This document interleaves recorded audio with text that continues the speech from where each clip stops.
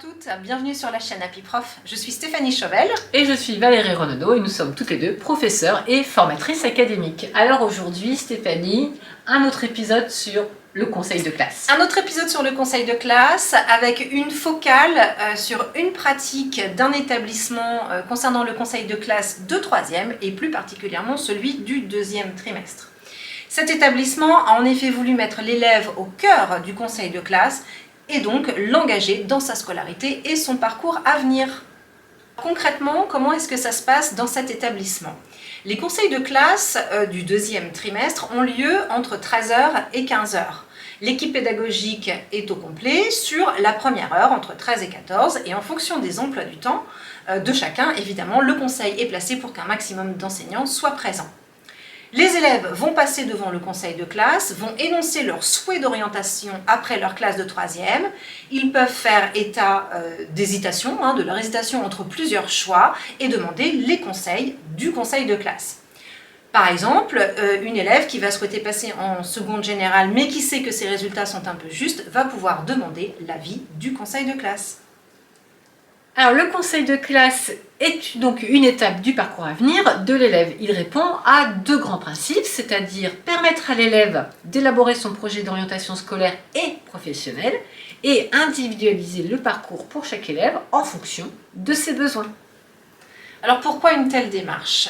Elle fait suite à un état des lieux dans cet établissement où on s'est rendu compte que les élèves ne se prenaient pas du tout en main pour imaginer des solutions d'orientation. On s'est rendu compte que l'orientation était en fait plus subie que choisie et qu'au regard des résultats, c'est souvent le professeur principal qui faisait l'orientation.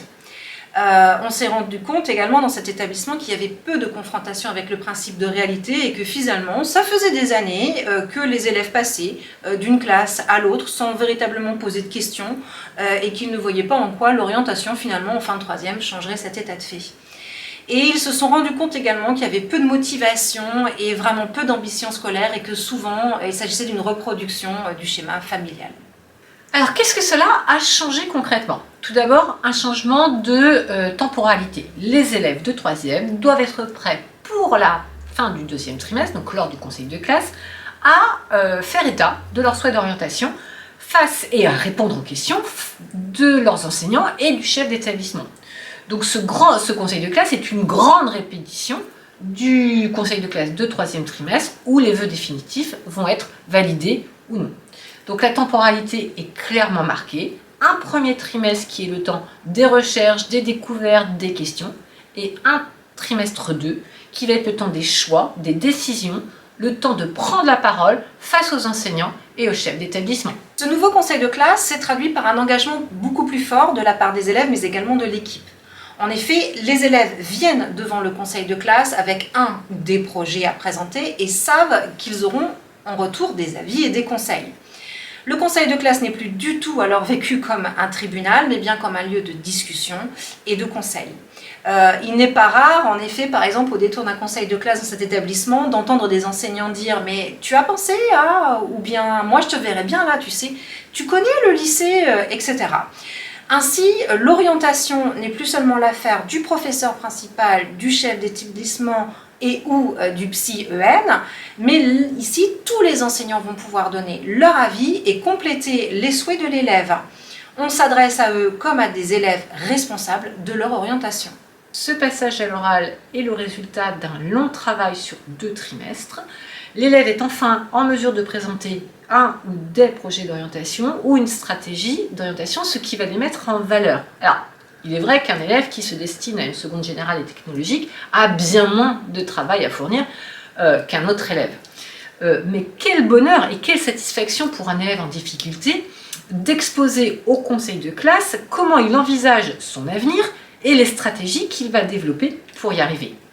Une autre plus-value de ce mode de conseil de classe, c'est le retour instantané sur ce qui a été dit.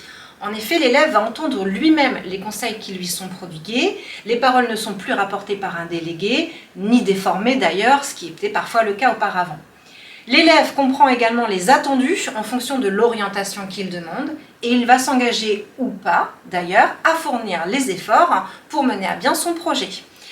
Il entend également les démarches qui lui restent à mener. Alors pour faire le bilan, Val, Oui, c'est une orientation qui, au bout du compte, est moins subie, choisie et travaillée par l'élève. Il y a aussi moins de surprises du côté des familles lorsque celles-ci vont saisir les vœux au 3e trimestre. Et on a enfin des élèves responsabilisés, acteurs de leur orientation. Voilà, j'espère que cette vidéo vous a plu et vous a donné peut-être à nouveau des idées sur une réorganisation du conseil de classe au sein de vos établissements. N'hésitez pas à liker cette vidéo, à laisser des commentaires, à partager vos expériences. Merci et à très vite sur Happy Prof.